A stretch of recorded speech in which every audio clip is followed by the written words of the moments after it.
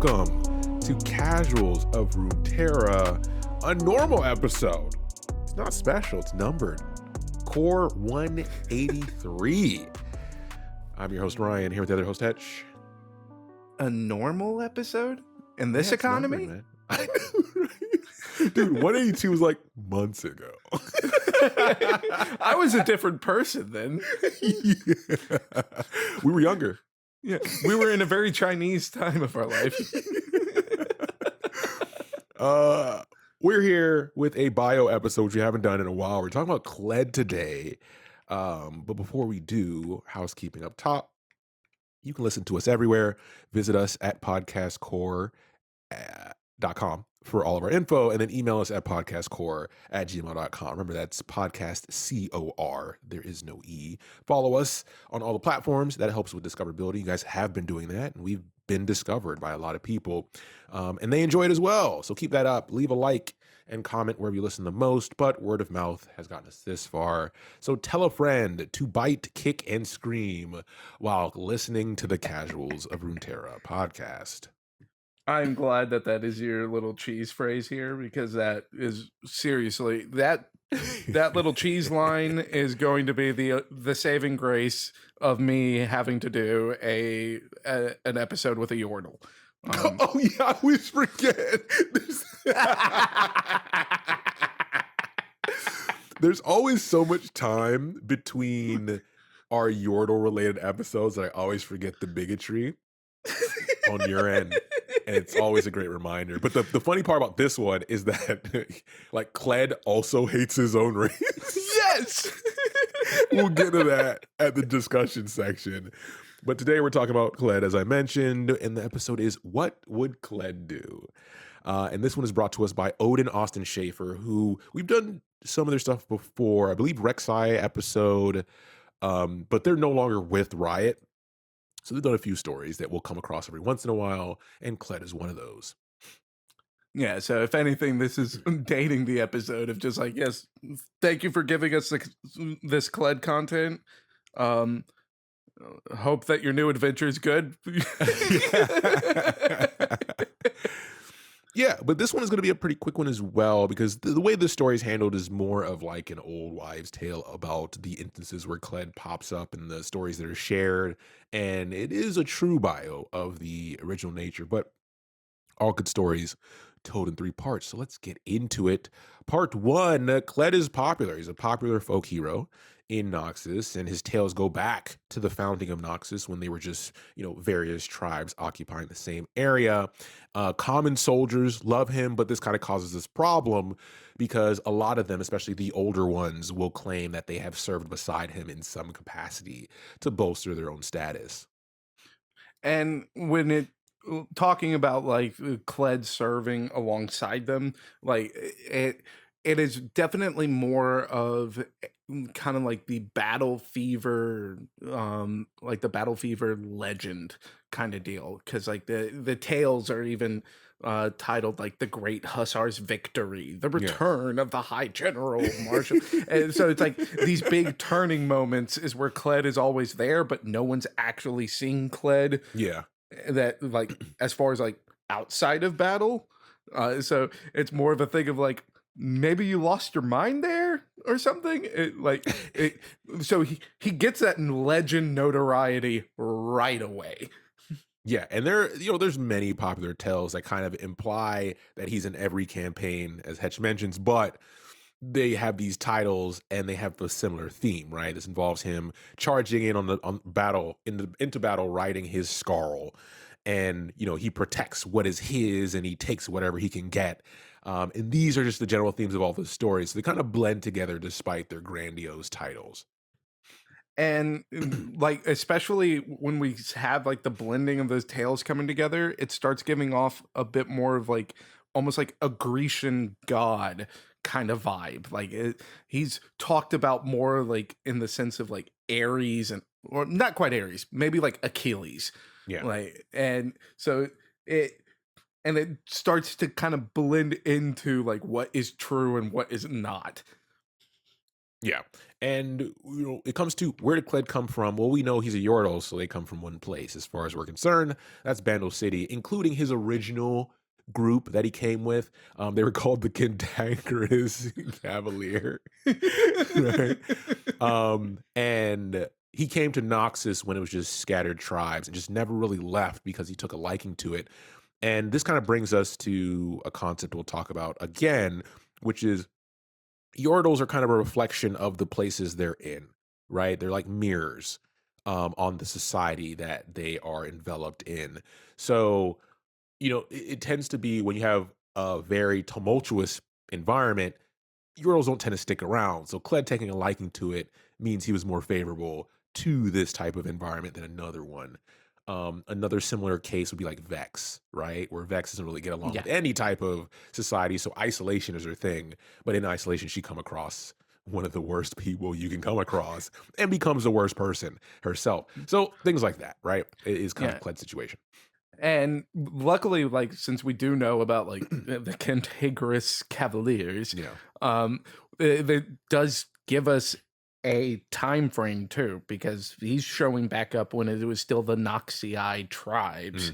Hmm. So this would be like immediately after like the Rune Wars. Yeah. So Kled's been in Noxus for a hot minute. Too long.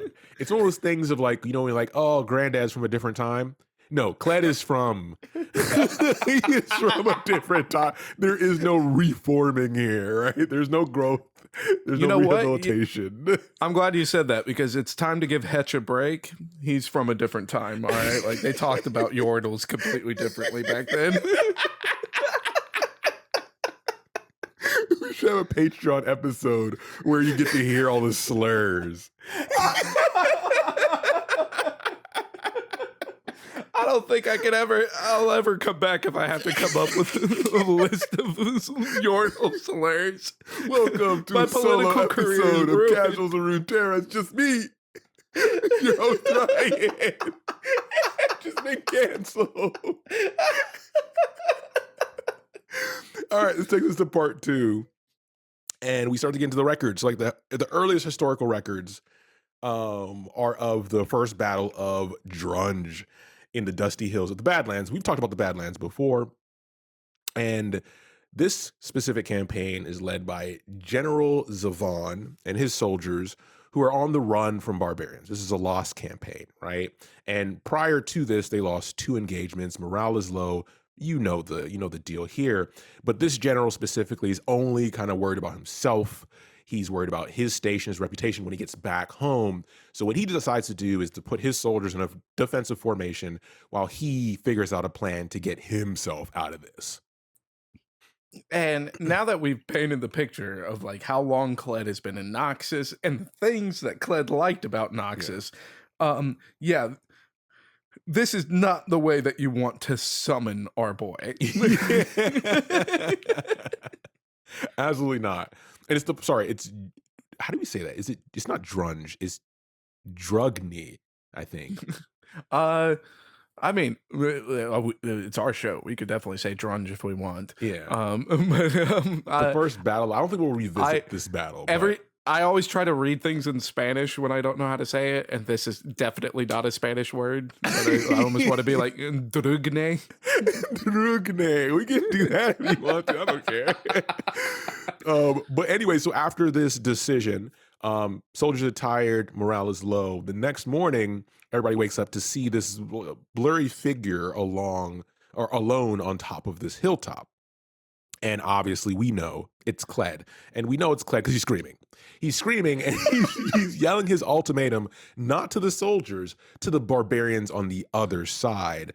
And before those barbarians could even acknowledge his existence, he's charging alone. And what this actually does, this confusion in the morning, this delirium, actually inspires these soldiers who are desperate and who hate their general to follow him instead because they have nowhere to go. They're pretty much going to lose everything. Everyone's going to die. Why not fight to your last breath with this absolute maniac that came out of nowhere, who could be a fever dream that's shared amongst the soldiers, but they decide to go anyways. And I'm gonna just read a little quote here because it sums it up perfectly. Please do.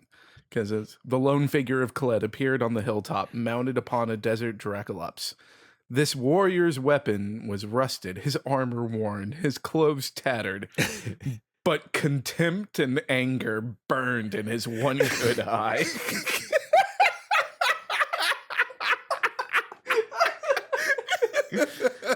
Oh, Kled. Such a good line. He's literally just an old man on his porch, pissed at these barbarians. Just sundowning. Fucking losing his mind. This one good eye. So we wrap up part 2 here with the initial counterattack. So they get there, the counterattack is under a sky of arrows. They can see him coming alone. But Kled just keeps charging on. He chomps down on foes, he kicks out teeth, he bites faces, he fights dirty, he gets in there. And as the bodies kind of pile up around him, it becomes obvious that he's willing to die here before retreating. And once again, this is what keeps fueling the soldiers to keep fighting, because what they've experienced before this is obviously a general that's using them as a means to an end. And this is where part 2 ends. And so I love that like this first like installment of Kled is the old meme of fuck you, I'll die for this. Like it's Kled in a nutshell. Yeah. So part 3, the battle continues. Their cowardice is completely overtaken by the courage that he's inspiring in them during this last stand. I mean, even Kled's Dracolops at one point runs away and then returns to fight the barbarians and help its master. And then he remounts it and becomes even more dangerous than he was before. And at this point, the barbarians, by the way, I keep saying barbarians, are like, what the fuck is going on? And they decide to retreat. and and I love like this little mention as far as like once the rest of the Noxian soldiers are adding in with the change in melee, because it not only is it showing as far as like just what Kled means to like the warrior spirit of Noxus, but it also echoes just like his gameplay. Yeah. Like he gets knocked off of his mount, but he's not dead. Yeah. And then like here comes the ult, which is just his mount coming back, and he's like, "Hell yeah, I'll hop back on and keep on fighting." So they did a great job of threading the gameplay, but making it a part of like his lore. Yes. Not just of like a nod of the cap to what his gameplay is. It's like, no, this is what it happened. Yeah, Hedge made a great point that at the end of the day, this lore is from a game, right? And the way it weaves into it, and as we talk about like Riftbound, the card game, and how that's been weaving its mechanics into the game, it's that staying true to the core material that's shared that gives us, as fans and people who love all parts of the world that is League of Legends, that appreciation for how they're handling it. So the story may not be the bangest of stories, the best of stories, but it's true to the material, right? Oh yeah, like there was definitely like love for League of Yes. Legends in this story, even though like at the end of the day, the story is kind of like, oh yeah, you ever heard Greek myth? Pick one.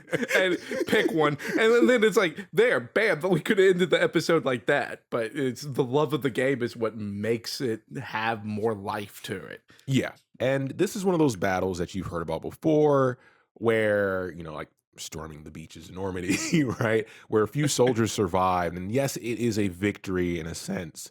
But it is a long time before reinforcements are sent by the Immortal Bastion. It's a long time before they're able to turn this into what we then see in the future, right? Because this war even continues for decades after this, until the barbarians on their terms were like, let's seek peace. It's time. This is insane. And then it becomes part of Noxus, and it becomes part of Noxus that they use, like it's an important part of Noxus because it becomes a foothold for the campaign in the region for the North for centuries. And we'll get to talking about that when we talk about Noxus interacting with Freljord, right? And Yeah. that's the part of it that's kind of rooted in realism. When you have these gruesome battles, regardless if Kled exists or not. We've had these in our history, human history, where these points that turn the tide of war, but it's such a human sacrifice to do so, when it is a human caused problem as well. And we'll talk more about that in the general discussion to add some meat on the bone of this episode. Yeah, yeah, they definitely more of like the general discussion. But you're absolutely right. Like this is at the end of the day, like regardless of like Kled's existence, it was a boon to the soldiers who were there. Yeah, And that's why his name still rings out, is because like a lot of those guys believe that they're alive because of Kled. yeah. Yeah. And that wraps up our episode where the last thing is they never find that general's body or his armor. And then over time, you have more stories of Kled being told, and it becomes said that Kled is wherever Noxus marches, claiming spoils of war for himself. And in his wake, signs can be found claiming new territories as, quote, property of Kled. And I have a sneaking suspicion of where this armor is now. And that's where our um, story ends. So we're going to general discussion. Like I said, this will be a quick one. Um, Yeah, it's a simple concept, right? The tragedy of war and what comes out of it. Kled is a ridiculous comedic relief for what ultimately is a point in Noxus history that explains so much of what Noxus is built on. Hetch and I talk a lot about the history of countries and how you get to the point you are, but the foundation you're built on will define what you become unless you address those minor or major errors and try to, you know, redefine your foundation before you build up, right? Because that will be what your country will always be. And part of this kind of defines what Noxus becomes, right? As far as this unstable, ever conquering, ever seeking bloodlust and battle and seeking conflict. Like that becomes what Noxus is to its core. So it never really understands or knows what peace is because that's not what Noxus was built on. It's built on this. yes. And these are the like we do see like in real life like the correlations to this, albeit a lot more like grounded in realism. Yeah. But like there are always like these tales of like soldiers who are just way over the top, and but at the end of the day, like their effect on enemy morale as well as their effect on allied morale Mhm. is what has set them into notoriety and why their names would be remembered. Like well, with the mention of like Normandy, um not on the beaches in Normandy, Mhm. but still like with World War II, you have like Jack Churchill, Yep.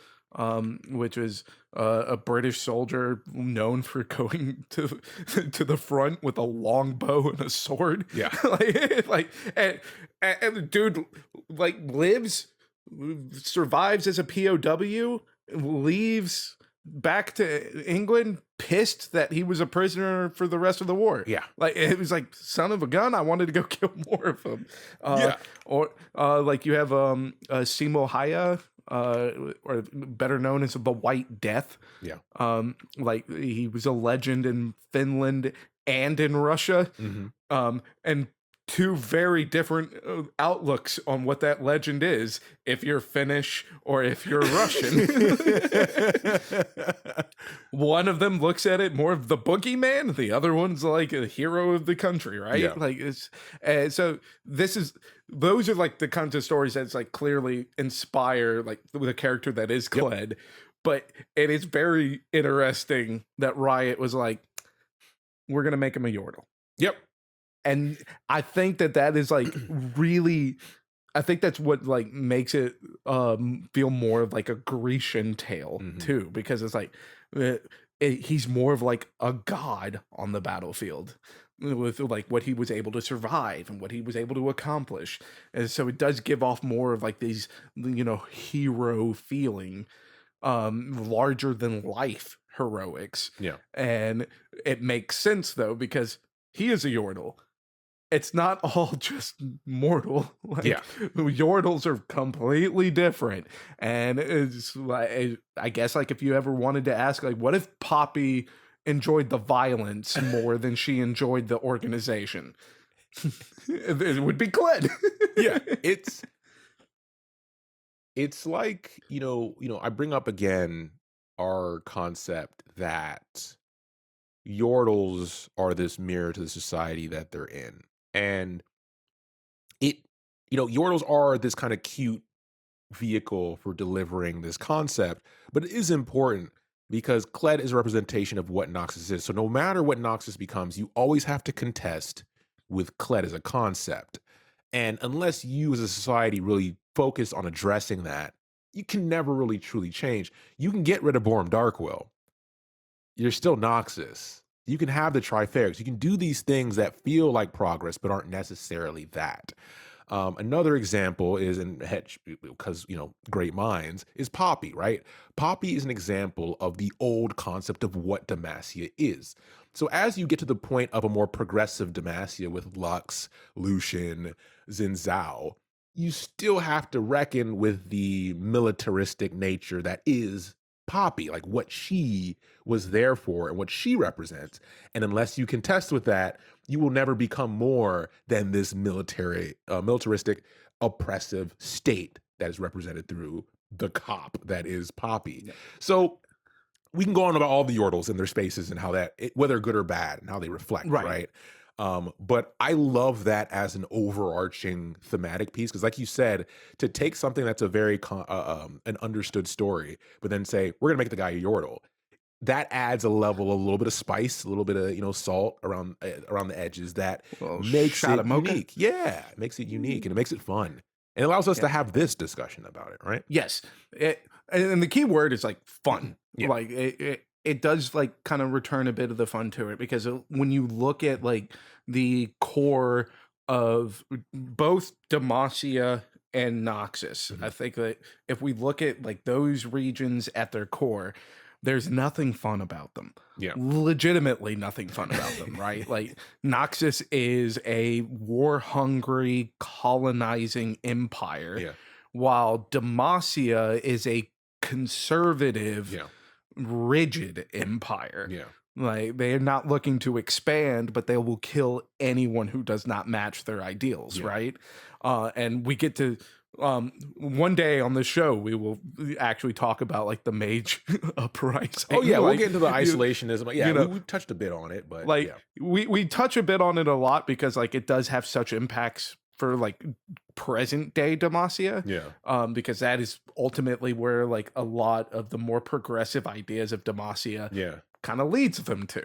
Like, and unfortunately for Noxus, they don't have a progressive leaning front at this time. Yeah. The most progress they've seen is Swain overthrowing Borum Darkwill. Yeah. But that wasn't progressive in the eyes of Noxus. That's literally another day at the office. Yeah. I mean, hell, LeBlanc and Vladimir they've overseen how many fucking overthrows? Like, they don't, what, a coup? No, it's not one we scheduled. Like, that's literally all that they You mean had a to say. Tuesday? You know I don't coup on Tuesdays. No, that's a great point. And I had to mention it, but if you've been with us from the beginning to the 11-year-old who started listening day one and was like, man, I Bless sure your can't heart. wait till they get to Demacia. We know you're 18 and give us a little bit more time. And we promise by 21, you will have your Demacia story. And I mean, like, no, like, focus on the good things. Focus on the good, right? Like we don't have the Demacian story because of the wonderful show of Arcane. Yeah. That was incredible. And to really set it into perspective, we had to paint the picture of Piltover and so on. Yeah. Now that show is going to be going to Welcome to Noxus. Yeah.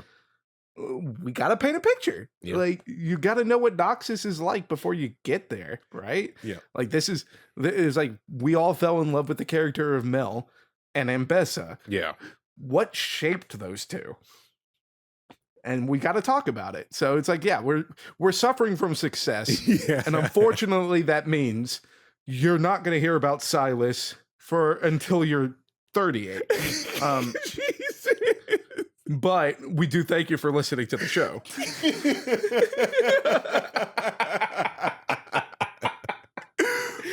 Yeah, it's funny you brought up like Mel and Ambessa, and these are characters that didn't exist when we started, and that's I never really thought That's about crazy. it. Like two very important characters, that everyone loves now and are now core to what League of Legends is, and that's amazing to be there while it's happening and to be able like to have this show running, or in real time you can see us experiencing that being revealed to us and appreciating it in real time. But yeah, as Hetch mentioned, if you have been sticking around and we haven't gotten to your character or your champion, it'll happen. It's just a lot. It's a lot. There's a lot. We're not slacking here. We're putting the pedal to the metal. Hey, look, okay. Like, we're all going to have to wait Yeah. for us to get through the list of Hetch's anime crush of League of Legends characters. We've got LeBlanc, we got Katarina. All right, like, you have to deal with that before we talk about Brand. Yeah. All right, like, that's just how this goes. And with that, we'll leave it there. We'll be back soon with the next Kled episode. He has a couple stories, and they're fun. Oh yeah, like, so if you enjoy this, you're gonna love the Kled stories. Yeah. That's where it really shines. But until then, take care, everybody.